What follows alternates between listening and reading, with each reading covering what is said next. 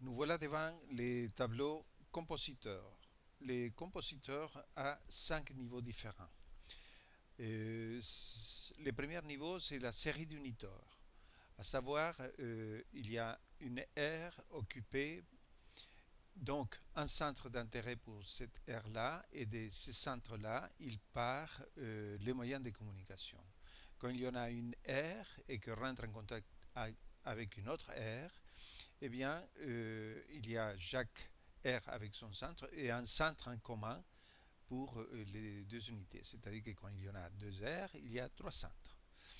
Alors, en parlant des aires, on est en train de parler de l'espace et la matière, de ce que se voit.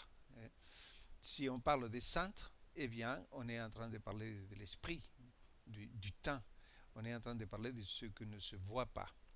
Quand il y en a trois aires, il y a sept centres, quatre aires, 13 centres, etc. Cette situation mathématique a permis à Serralta de mettre en évidence la formule de la complexité, à savoir centre c'est égal à R au carré moins R plus 1.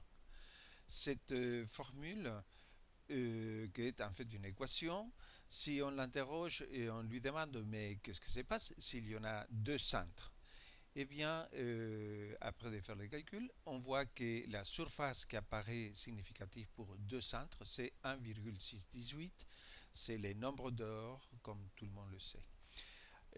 Cette situation-là a mis à Serralta dans l'effet que pour dessiner un espace occupé avec deux centres, ça équivaut à la mitose, une cellule avec deux noyaux.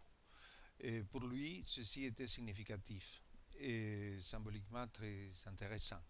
Si à la formule on l'interroge et on lui demande mais qu'est-ce que se passe s'il n'y a pas de R, eh bien la formule dit s'il n'y a pas de R, de toute manière, il y a un centre. Il y a un centre d'intérêt, un 1 qui est fondamental. Ce que veut dire alors que pour Serralta, on était devant cette notion de qu'avant il n'y a rien, à un moment donné, cela se passe et on en a tout, c'est-à-dire on est devant les Big Bang.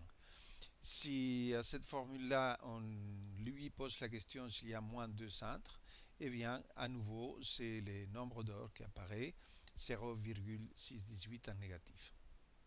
Pour lui, tout ceci était hautement symbolique, puisque ça lui permettait de voir les Big Bang, et 380 000 années plus tard, il y a les premiers atomes d'hydrogène qui apparaît, c'est-à-dire le moment de la mise en énergie de tout l'univers et du cosmos.